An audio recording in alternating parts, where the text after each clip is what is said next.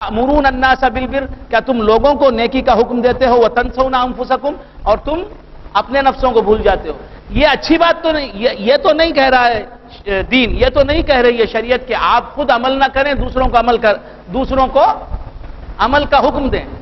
لیکن بدقسمتی سے اگر آپ ایسا کر رہے ہیں کہ خود عمل نہیں کر رہے ہیں شریعت پر، احکام خداوندی پر، تو کم سے کم اتنا تو ہو کہ آپ دوسروں کو امر بالمعروف اور نہیں انل منکر کے فریضے کے تحت، اس کے تقاضے کے تحت آپ جو ہیں دوسروں کو نیک بات کا حکم دیں، اچھائی کا حکم دیں، برائی سے.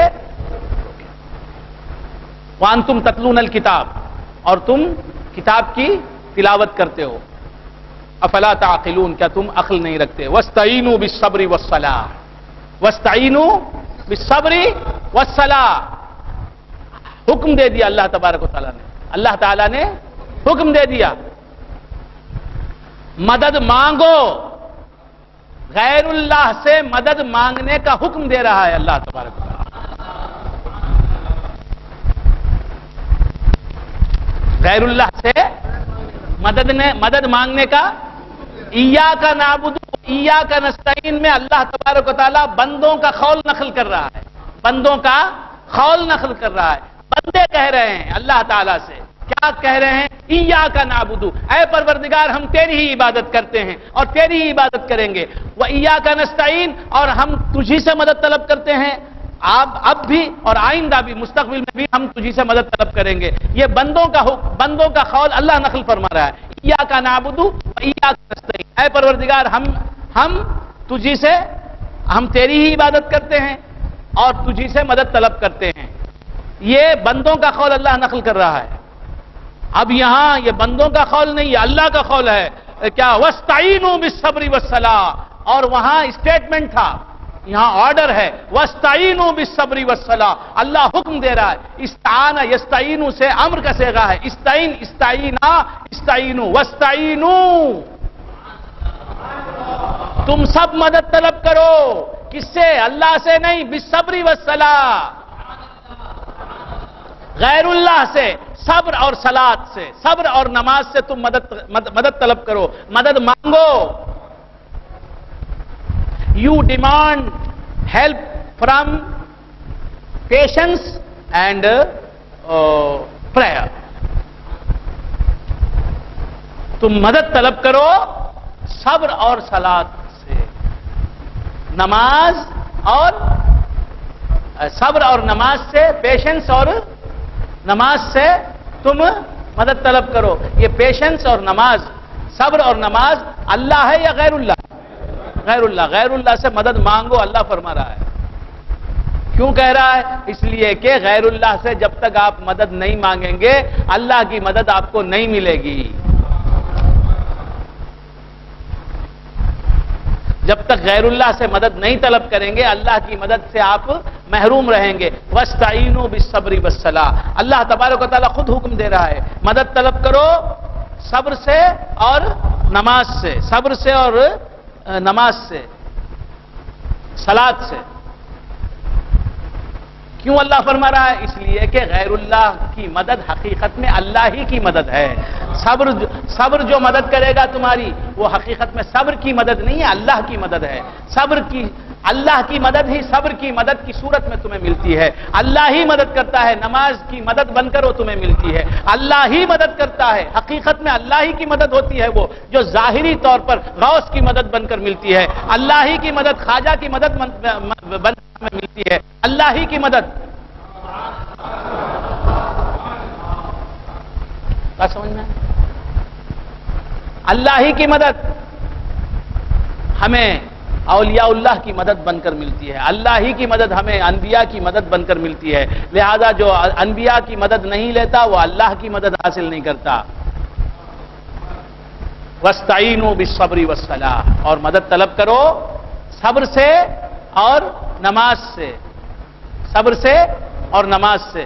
صبر اور نماز، ان دونوں سے مدد مانگنے کا حکم کون دے رہا ہے؟ اللہ تبارک و تعالیٰ دے رہا ہے. مخلوق سے مدد مانگنے کا حکم اللہ تبارک و تعالیٰ دے رہا ہے. صبر اور نماز، صبر اور نماز. ہماری مدد کریں گے. کب کریں گے؟ جبکہ وہ اللہ کی بارگاہ میں قبول ہو جائیں گے. اللہ کی بارگاہ میں نماز ہماری مدد کرے گی. کب؟ جبکہ وہ نماز اللہ کی مقبول ہو جائے. صبر جبکہ اللہ اسے قبول کر لے ہماری وہ مدد کر سکتا ہے. جب تک ہماری عبادت مقبول نہ ہو خدا کی بارگاہ میں وہ عبادت مدد نہیں کر سکتی. صبر اور نماز اللہ کی بارگاہ میں قبول ہو جائے تو ہماری مدد کرنے کے قابل بنے گی. لیکن صبر اور نماز اللہ کی بارگاہ میں قبول ہو گئے یہ یقینی علم کسی کو نہیں. آپ نے نماز پڑھی وہ نماز قبول ہو گئی یا آپ کے منہ پر مار دی گئی آپ کو معلوم نہیں. آپ نے روزہ رکھا وہ روزہ قبول ہو گیا یا رد ہو گیا آپ کو معلوم نہیں. تو جس کی قبولیت ظنی ہے، جس کی قبولیت یقینی نہیں ہے، وہ اس سے تو مدد مانگنے کا اللہ حکم دے رہا ہے. وَاسْتَعِينُوا بِالصَّبْرِ وَالصَّلَاةِ. جس کی قبولیت یقینی ہے، جناب محمد رسول اللہ صلی اللہ علیہ وآلہ وسلم کی مقبولیت اللہ کی بارگاہ میں تو یقینی ہے. اگر ان کی مقبولیت بارگاہ خداوندی میں کوئی شک بھی لائے گا تو وہ دائرہ اسلام سے خارج ہو جائے گا. وَاسْتَعِينُوا بِالصَّبْرِ وَالصَّلَاةِ. اور مدد طلب کرو صبر سے اور نماز سے. تو جس کی مقبولیت خدا کی بارگاہ میں ظنی ہے، ہم یقین سے نہیں بول سکتے. نماز ہم پڑھتے ہیں قبول ہو گئی تو اب وہ نماز ہمارے کام آئے گی. صبر ہم کرتے ہیں قبول ہو گیا اللہ کی بارگاہ میں تو اب ہم اس سے کام لے سکتے ہیں. وہ رد ہو گیا تو کام نہیں لے سکتے. تو جس کی قبولیت خدا کی بارگاہ میں ظنی ہے، قطعی اور واقعی اور یقینی نہیں، وہ اس سے اللہ تعالیٰ فرماتا ہے کہ تم مدد طلب کرو. تو محمد مصطفیٰ صلی اللہ تعالی علیہ وآلہ وآلہ وسلم کی قبولیت اللہ کی بارگاہ میں، قبولیت ان کے صدقے میں ان کے وسیلے سے ہر مقبول چیز مقبول ہوتی ہے. تو وہ وسیلہ نہیں، وہ ہماری ان سے مدد نہیں کرنا. اور نماز اور روزے جس کی مقبولیت خدا کی بارگاہ میں ظنی ہے اس سے مدد طلب کرنا.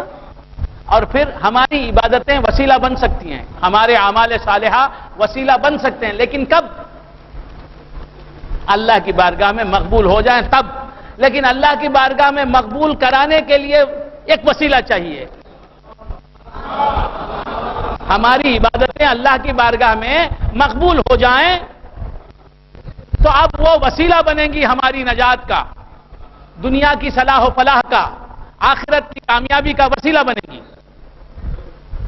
وہ انہیں مقبول کرنے کے لیے ان کی مقبولیت یقینی نہیں ہے، انہیں مقبول کرنے کے لیے ایک وسیلہ چاہیے.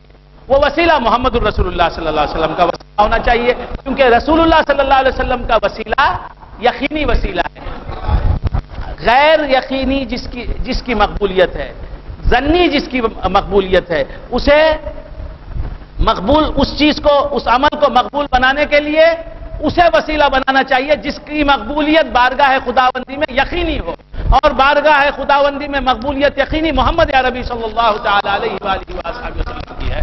تو حضور کے وسیلے سے اپنے اعمال کو مقبول کر لو اللہ کی بارگاہ میں.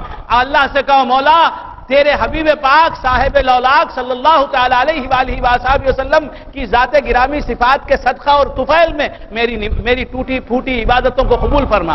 اللہ قبول کر لے گا، وہ عبادت وسیلہ بن جائیں گی آخرت کی صلاح و فلاح کے لیے، صلاح و فلاح کی، دنیاوی نجات اور دنیاوی کامیابی کی.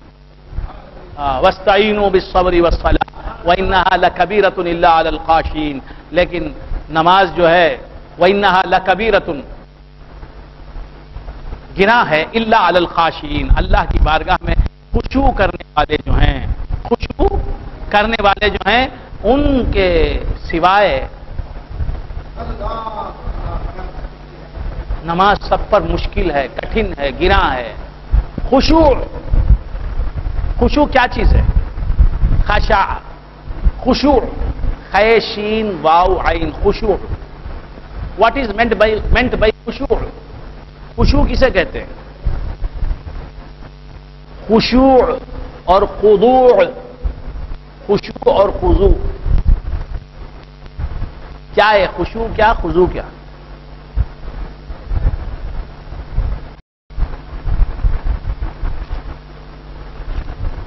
کیا معنی ہے؟ یہ سمجھنے کے لیے ہی طریقت میں آنا ہے.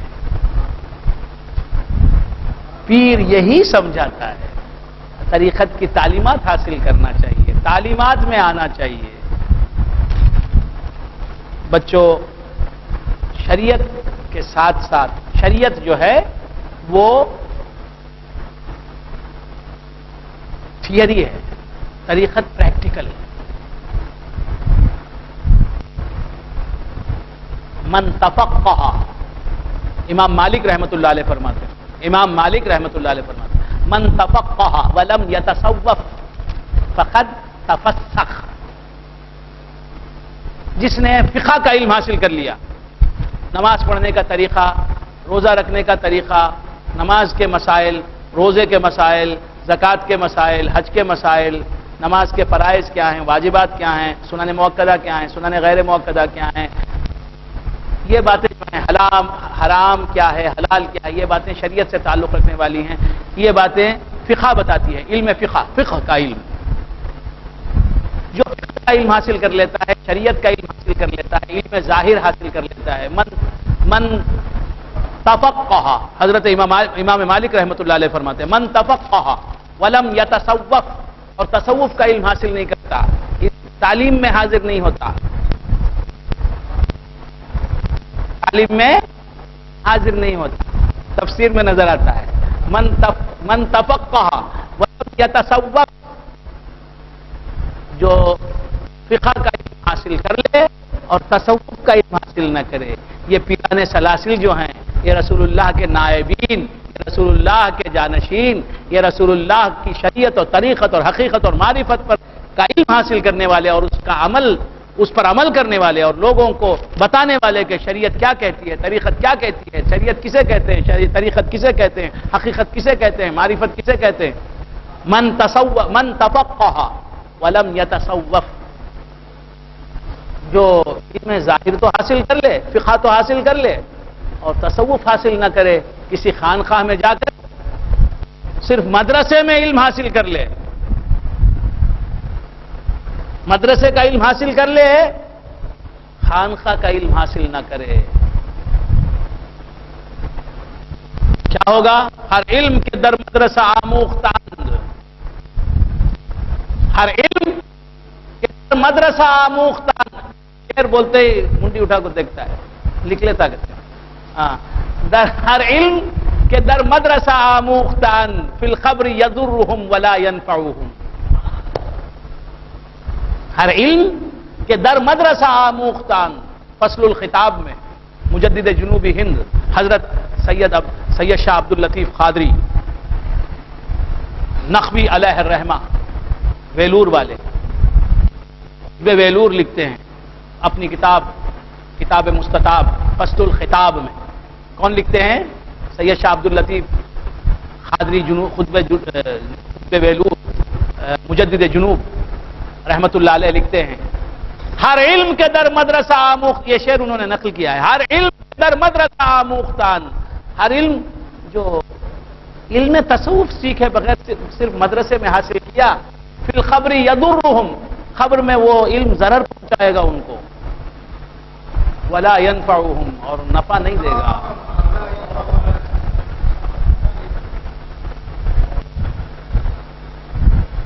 اس واسطے آپ سب سے میری درخواست ہے، تعلیم کی محفل کو ناغہ نہ کریں. ہر علم کے در مدرسہ آموختان فی الخبر یضرہم ولا ینفعہم، خبر میں انہیں فائدہ نہیں دے گا، نقصان پہنچائے گا.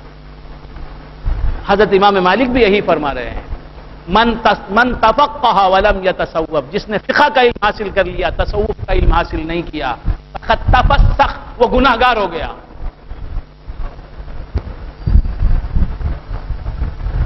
کیونکہ شریعت پر عمل کرنا پریکٹیکلی کس طرح ہوتا ہے وہ معلوم نہیں کیا. تصوف میں بتایا جاتا ہے، خانقاہ میں بتایا جاتا ہے کہ شریعت میں کس طرح پریکٹیکل چلا جاتا ہے، شریعت پر کس طرح عمل کیا جاتا ہے، کس طرح پریکٹس کی جاتی ہے، کس طرح پریکٹس میں لایا جاتا ہے شریعت کو. یہ خانخواہ میں بتایا جاتا ہے. خانخواہ کو نہیں آیا تو کیا ہوا؟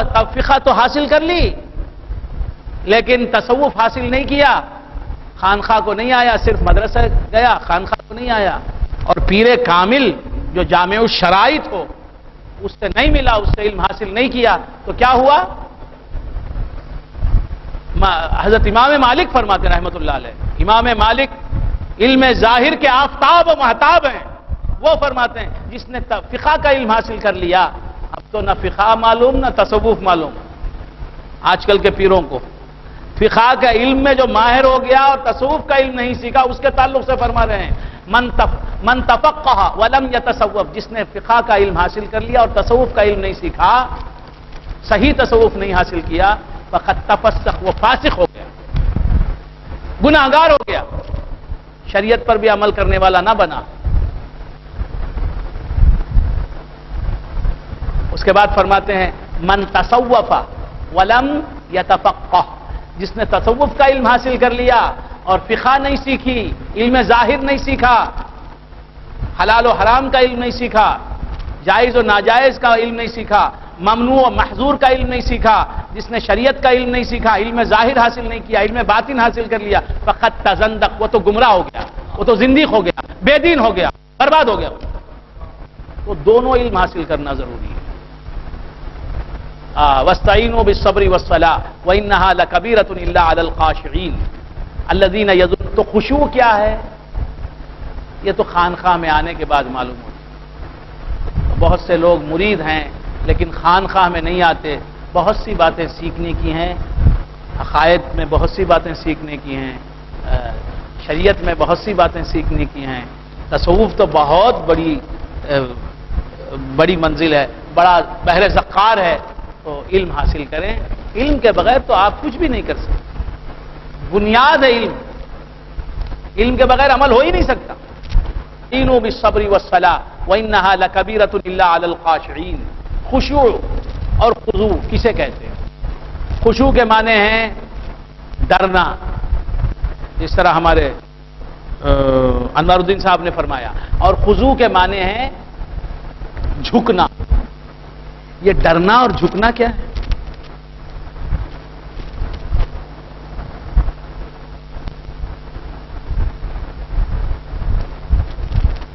اللہ تبارک و تعالی کی ذات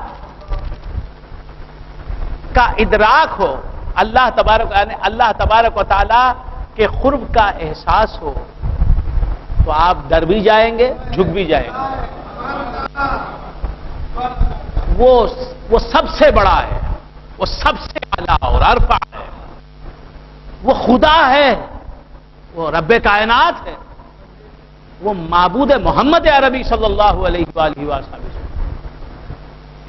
حضور اکرم صلی اللہ علیہ وآلہ وسلم کا خیال آتا ہے تو ہیبت طاری ہوتی ہے. بات سمجھ میں آئے؟ آپ کا مقام دل پر طاری ہوتا ہے اور پھر گردنیں جھک جاتی ہیں ادب سے.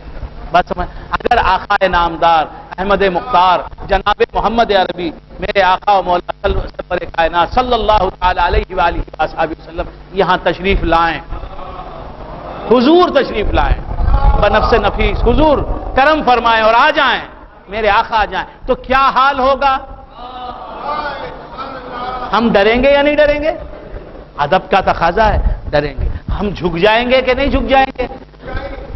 تو اب محمد عربی صلی اللہ تعالی علیہ وآلہ وسلم کا رب وہ کہاں ہے؟ ہوا معکم اینما کنتم، وہ تمہارے سامنے ہے، تم جہاں کہیں بھی رہو. جب آپ نماز پڑھتے ہیں تو آپ کا خالق و مالک، آپ کا مسجود، آپ کا مولا، آپ کا رب، آپ کا خدا کہاں ہوتا ہے؟ کہاں ہوتا ہے؟ کہاں ہوتا ہے اللہ تعالیٰ؟ ہاں سامنے ہوتا ہے، ساتھ ہوتا ہے. تو وہ سامنے ہے. آپ اسی واسطے آپ کو قبلے کی طرف جھکنے کا حکم دیا ہے. جس طرف آپ جھک رہے ہیں خدا کی قسم وہ آپ کے سامنے ہے.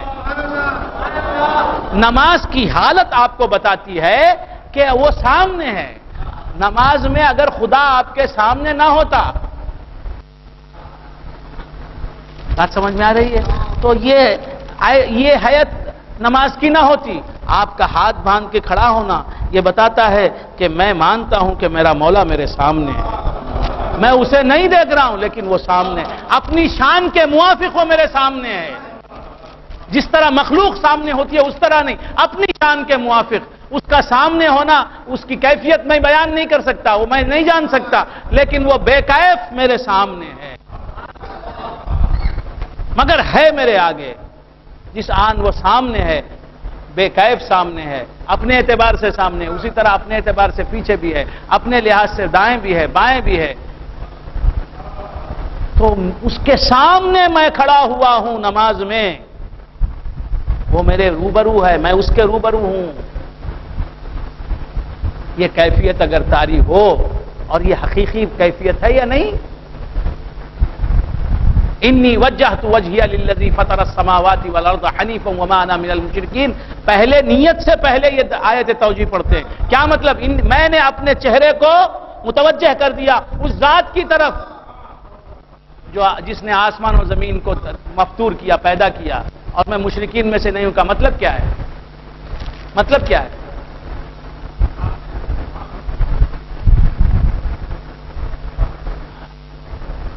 میں اس کی بارگاہ میں حاضر ہوں.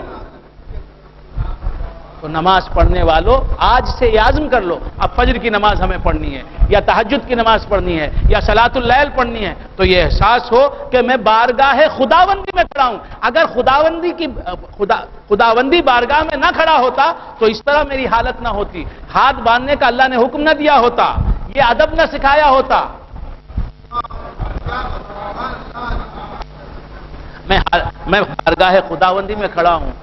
جب اس کی بارگاہ میں کھڑا ہوں یہ خیال آ جائے گا تو بیوی کا خیال نہیں آئے گا، بچے کا خیال نہیں آئے گا، بیٹی کا خیال نہیں آئے گا، داماد کا خیال نہیں آئے گا، نواسی کا خیال نہیں آئے گا، پوتری کا خیال نہیں آئے گا، بیٹے کا خیال نہیں آئے گا، تنخواہ کا خیال نہیں آئے گا.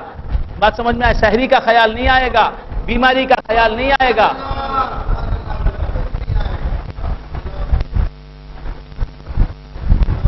یہ ہے عملی زندگی. ایک چیف منسٹر کے سامنے آپ کھڑے ہوتے ہیں تو بس وہ آپ کے سامنے ہے، میں اس کے سامنے ہوں. آپ میرے سامنے وہ ہے اور میں اس کے سامنے ہوں. یہ احساس ہوتا ہے. پیر کا خیال نہیں آتا. حقیقت ہے. ایک کافر چیف منسٹر کے سامنے آپ کھڑے ہوتے ہیں تو اس وقت نہ ماں کا خیال آتا ہے نہ باپ کا خیال آتا ہے. بس میرے سامنے chief minister of Tamil Nadu بیٹھا ہے، میرے سامنے فلاں ادھیکاری بیٹھا ہے، میرے سامنے فلاں افسر بیٹھا ہے، آفیسر بیٹھا ہے. بات سمجھ میں آ رہی ہے؟ اللہ تعالیٰ کے روبرو میں حاضر ہوں، اس کی بارگاہ میں حاضر ہوں. یہ خیال جب آئے گا، یہ احساس جب آپ کے قلب و نظر پر، قلب و ذہن پر مستولی ہو جائے گا، غالب آ جائے گا، تو پھر نہ چچا کا خیال آئے گا، نہ سسرے کا خیال آئے گا، نہ دھن کا خیال آئے گا، نہ آفس کا خیال آئے گا، نہ کاروبار کا خیال آئے گا.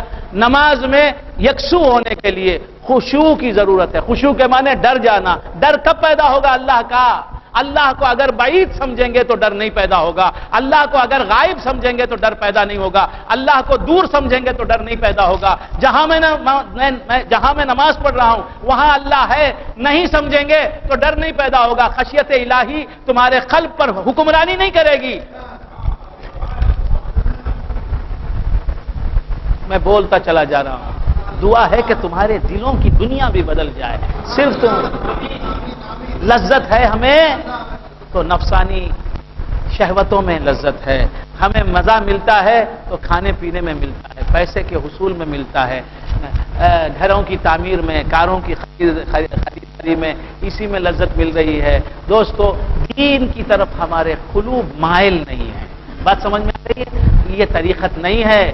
طریقت یہ نہیں ہے. اور علماء بھی جس ڈگر پر لے جا رہے ہیں قوم کو،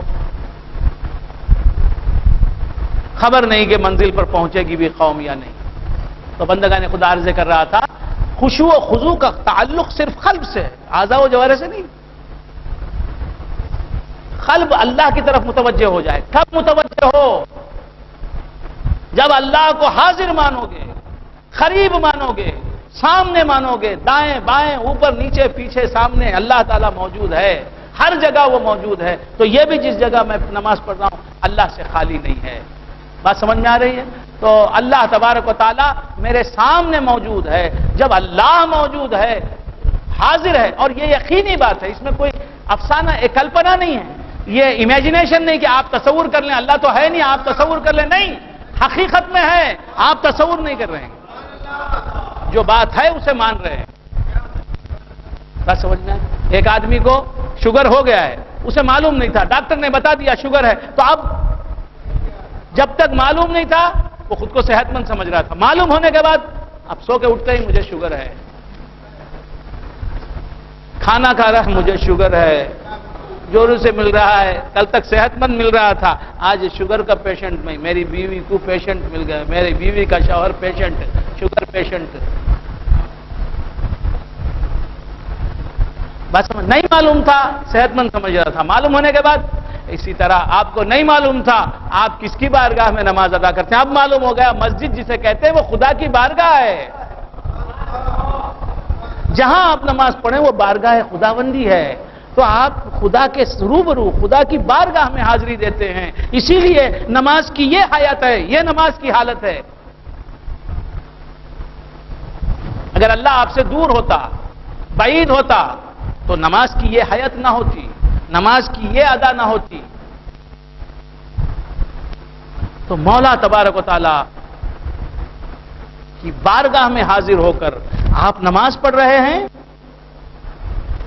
وہ سامنے ہے، اور وہ اندھا نہیں ہے، وہ بہرا نہیں ہے، وہ سمیع و بصیر ہے، وہ دیکھ رہا ہے، آپ کے خلق پر اس کی نظر ہے، صرف خالق پر ہی نہیں، جسم پر ہی نہیں، آپ کے خلق پر اس کی نظر ہے، تو آپ کی کیفیت نماز میں کیسی ہونی چاہیے؟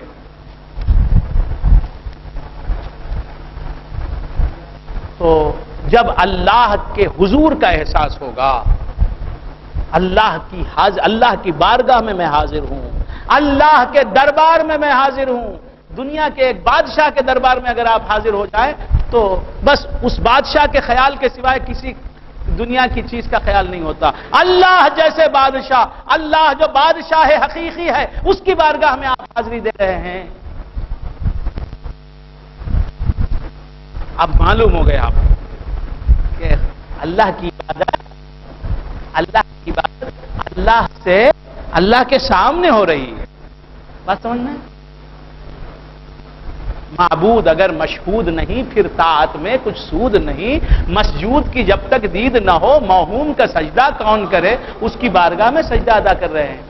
بات سمجھنا ہے؟ یہ سر کو جھکانا کیا مطلب؟ سر کو جھکانا مطلب کیا؟ الساجد یسجد علی قدمہ اللہ، الساجد حدیث، الساجد یسجد علی قدمہ اللہ، سجدہ کرنے والا اللہ کے دونوں قدموں پر سجدہ کرتا ہے۔ کبھی یہ بات سنی آپ نے؟ کبھی احساس بھی کیا؟ تو اس کے سامنے گر جاتے ہیں، اس کی بارگاہ میں، مولا میرے میں جھک گیا، مولا گر گیا تیرے سامنے، میرے اللہ میں گر گیا۔ یہ کیفیت پیدا کرو، ورنہ طریقت کا تمہیں کچھ مزہ نہیں ملا، سب تماشا ہے، سب دنیا ہے، کھانے کا مزہ، پینے کا مزہ، بیوی کا مزہ، بچوں کا مزہ تو اٹھایا، نماز کا مزہ نہیں ملا۔ وہ خشوع کے معنی ہیں ڈرنا۔ کب ڈریں گے؟ جو ڈرنے کے قابل ہے اسے سامنے پائیں گے، قریب پائیں گے۔ قریب ہے کہ نہیں نماز میں؟ تو وہ اس کی بارگاہ میں کھڑا ہوں، تو ڈریں گے اور صرف اسی کا خیال ہوگا۔ یہ یکسوئی ہے، خشوع یکسوئی بھی ہے، خشوع یکسوئی کا تعلق بھی خشوع سے ہے، ڈرنے کا تعلق بھی ہے، اور اسی طرح خضوع کہتے ہیں جھکنا، جھک جائیں گے، دل گر جائے گا اس کے سامنے۔ جب اللہ سامنے ہے سمجھیں گے تو خود کو کہاں اللہ کہاں میں۔ بات سمجھیں؟ ایک غریب آدمی پرائم منسٹر آف انڈیا کے سامنے چلا گیا سمجھانے کے لیے، گر جائے گا نہیں؟ خود کو حقیر سمجھے گا نہیں سمجھے؟ میں کہاں تو اللہ کی بارگاہ میں کھڑا ہوں، جب سمجھیں گے تو کیا سمجھیں گے؟ خود کو حقیر ہو گر جائیں گے۔ خیر دوستو، خانقاہ میں سمجھاتا ہی رہتا ہوں، آپ حضرات آتے نہیں، میں نے سمجھایا عبادت کسے کہتے ہیں، غایت تذلل کسے کہتے ہیں، سمجھاتا ہی رہتا ہوں. خیر، تو عرض کر رہا تھا خشوع کے معنی ڈرنے کے ہیں اور چھپنے کے ہیں. اسے ان حالات کو اپنے اوپر طاری کرو، حالات کو اپنے. المجاز مخنطرۃ الحقیقہ، مجاز جو ہے حقیقت کا زینہ ہے. مجاز بندے سے آپ کے تعلقات آپ کو خدا سے تعلقات کا سبق سکھاتے ہیں. ایک پردھان منتری کے سامنے آپ پہنچ جاتے ہیں، اس کے دربار میں پہنچ جاتے ہیں تو ڈر جاتے ہیں. اور دل نہیں جھکا تو جسم تو جھک جاتا ہے آپ کا. تو خالق ارض و سما کی بارگاہ میں کھڑے ہیں آپ، نماز میں اس کے سوائے کچھ نہ سوچیں. اللہ کے لیے میں اللہ کی بارگاہ میں کھڑا ہوں، اللہ میرے سامنے، میں اللہ کی بارگاہ. اللہ آج سے یہ عزم کر لیں، میں یہ عزم کر لیں.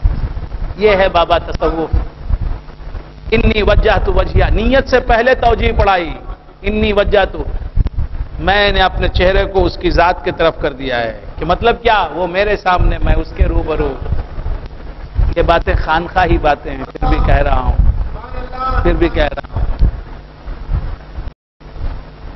وَاسْتَعِينُوا بِالصَّبْرِ وَالصَّلَاةِ وَإِنَّهَا لَكَبِيرَةٌ إِلَّا عَلَى الْخَاشِعِينَ الَّذِينَ يَظُنُّونَ أَنَّهُمْ مُلَاقُو رَبِّهِمْ. تو نماز میں جب آپ کھڑے ہو جائیں تو کیا خیال کریں گے؟ حقیقت ہے وہ آپ کے روبرو ہے، لیکن آپ اسے نہیں دیکھتے. بس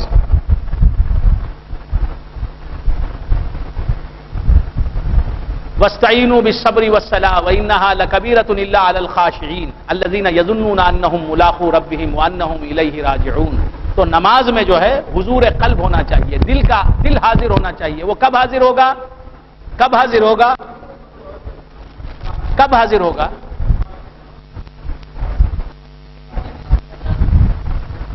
کب حاضر ہوگا دل؟ خشوع و خضوع کسے کہتے ہیں؟ کب ڈریں گے؟ ہاں، الذین یظنون انہم ملاقو ربہم. تو اس پر عمل کرو. آپ عمل نہیں کریں گے، خود آپ کا پیر اٹھا لے کے گود میں جا کر آپ کو جنت میں نہیں پہنچائے گا. آپ عمل کریں. بیماری آ گئی، دوا آپ کو کھانا پڑے گا. پیر صاحب کھا لیں گے تو آپ کو شفا نہیں ملے گی. آپ بھوکے ہو گئے، آپ کو کھانا پڑے گا. پیر صاحب کھا لیں گے تو پیر صاحب ڈکار لیں گے. آپ کیا کریں گے؟ پیر صاحب حلوہ کھا رہے ہیں، فضل میاں دیکھ رہے ہیں، ان کا پیٹ قل ہو اللہ پڑھ رہا ہے، ان کی آنتیں قل ہو اللہ پڑھ رہی ہیں، تو ان کا پیٹ بھر جائے گا. پیر صاحب اگر کرنے والے تھے، رسول اللہ سب سے زیادہ حقدار ہیں، وہ بول دیتے، میں صحابہ سے بول دیتے تم کچھ بھی مت کرو، میں لے کے چلا جاؤں گا. عمل کرو، عمل کرو. وہ شفاعت کی بات اور ہے، شفاعت کی بات اور ہے. تو بندگان خدا عرض کر رہا تھا، بے شک حضور شفاعتی لأہل الکبائر من امتی. حضور فرماتے ہیں کہ میری شفاعت میری امت کے گناہ کبیرہ کرنے والوں کے لیے ہے. لأہل الکبائر، لأہل الکبیرہ بھی نہیں، ایک آدھ کا میری امت کے بڑے بڑے گناہ کبیرہ کرنے والے لوگ، زیادہ سے زیادہ کرنے والے وہ ہیں، ان کے لیے میری شفاعت ہے. تو کبیرہ گناہ کرنے والے بھی مایوس نہیں ہونا چاہیے. بات سمجھ میں ہے؟ کتنے بھی گناہ کیوں نہ کریں، حضور کی شفاعت ہے. لیکن اس کا یہ مطلب نہیں ہے میرے بھائیوں کہ آپ گناہ کریں. اس کا مطلب یہ نہیں کہ حضور آپ کے گناہ سے آپ کے آقا میرے مولا جناب محمد رسول اللہ صلی اللہ علیہ وسلم جب گناہ آپ کریں گے تو راضی ہوں گے کیا؟ یہ بولو. تو آپ حضور کے عاشق کیسے؟ آپ گناہوں سے حضور کو ناراض کرتے چلے جا رہے ہیں. آپ گناہ کر کے سرکار کو ناراض کرتے چلے جا رہے ہیں، اور پھر عاشق آپ ہوں. اصل الہ وانت تظہر حبہ ھذا لعمری فی القیاس بدیع. تو خدا کی نافرمانی کر رہا ہے، رسول خدا کی نافرمانی کر رہا ہے، اور کہتا ہے کہ میں عاشق رسول ہوں، میں محب مصطفیٰ ہوں. حضرت رابعہ بصریہ فرماتی ہیں رضی اللہ تعالیٰ عنہ میری زندگی کی قسم، یہ تو عقل میں آنے والی بات نہیں کہ تو رسول اللہ کی محبت کا بھی دعویٰ کر رہا ہے اور رسول اللہ کی نافرمانی بھی کر رہا ہے، نافرمانیاں کر کے انہیں ناراض کر رہا ہے، ان کا دل دکھا رہا ہے۔ جس کی رضا خدا چاہتا ہے، جسے خدا ناراض نہیں کرنا چاہتا، ہمیشہ راضی رکھنا چاہتا ہے، اس کی رضا خدا چاہتا ہے، اسے ناراض کر رہا ہے تو۔ اور پھر کہہ رہا میں عاشق رسول ہوں۔ کیسا عاشق رسول ہے تو؟ لو کان حبک صادقا لاطعتہ، اگر تیری محبت حضور سے سچی ہوتی تو حضور کا فرما بردار ہوتا، حضور کی سنتوں پر عمل کرنے والا، حضور کی زندگی کو اپنا نمونہ زندگی بنانے والا ہوتا۔ لو کان حبک صادقا لاطعتہ ان المحب لمن يحب مطیع، یقیناً محبت کرنے والا، محبت کیے جانے والے اپنے محبوب کا فرما بردار ہوتا ہے۔ مجازی عاشق مجازی معشوق کی نافرمانی نہیں کرتا، وہ کہتا آگ میں کود جاتا۔ حضور نے تو آگ میں کودنے کو نہیں کہا۔ تو بندگان خدا، رسول اقدس صلی اللہ تعالی علیہ وآلہ وآصحابہ وسلم کو ناراض گناہ کرنا، میرے آقا جناب محمد رسول اللہ کو ناراض کرنا ہے۔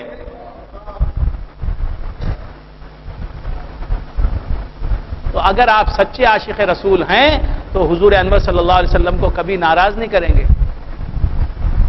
ایک واقعہ سنا کے تقریر ختم کر رہا ہوں، بہت وقت ہو گیا۔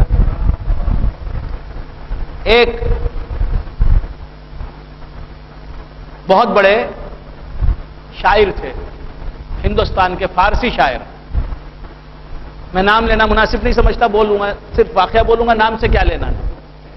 ہندوستان کے ایک فارسی شاعر تھے،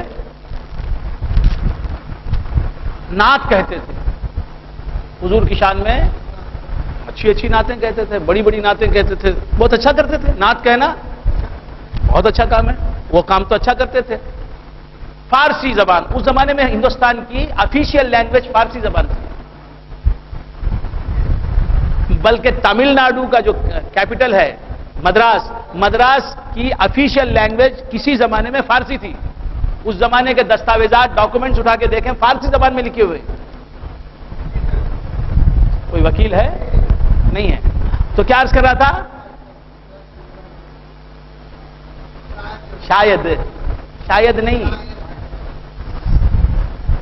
شاید نہیں ہے، حقیقت ہے بھائی کہ اگلے زمانے میں کچھ اگلی صدی 200-250 سال 300 سال پہلے یہاں کی آفیشیل لینگویج کیا تھی؟ فارسی تھی۔ اسی واسطے آپ مسجدوں میں سب فارسی کتبے دیکھیں گے آپ، ساختاد گہے اسلام شہری پرور آنکھ فرما برے او ہست مہتامہ ہی بہر تاریخ بنا آخرت حاطب گفت نام فرخندہ وے مسجد والا جاہی۔ سمجھ گئے کیا تھے؟ بہت اچھی نعت لکھتے تھے۔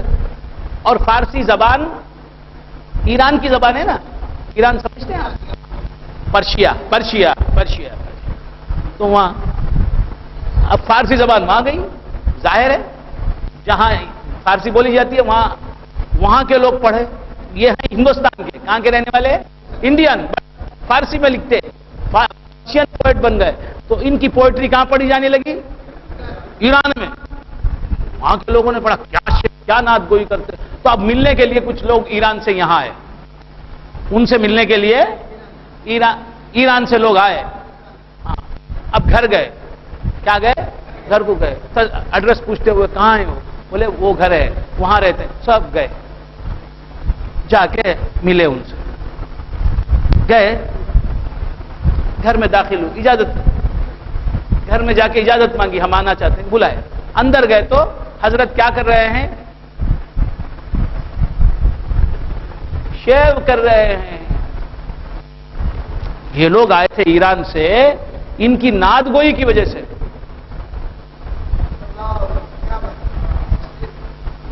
یہ کیا کر رہے ہیں؟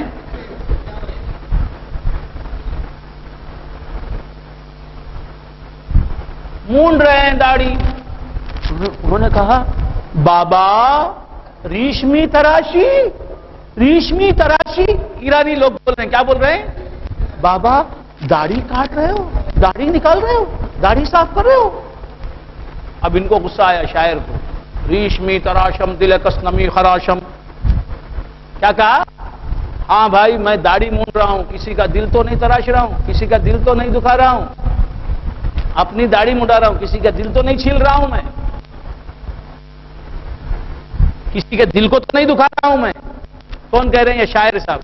فوراً ان لوگوں نے جو آئے تھے انہوں نے کہا دل رسول خدا می تراشی، داڑھی مونڈ کے رسول خدا کا دل دکھا رہا ہے تو. اور جیسے آئے جانے لگے. انہوں نے کہا کہاں جا رہے ہو؟ تم نے میرے دل کی دنیا بدل دی. صحیح کہا، میں داڑھی مونڈ کر میرے آقا جن کی میں نعتیں کہتا ہوں ان کا دل دکھا رہا تھا. تم گواہ رہو، آج سے کبھی میں وسطرہ نہیں لگاؤں گا، کبھی نہیں داڑھی مونڈاؤں گا. وآخر دعوانا الحمدللہ.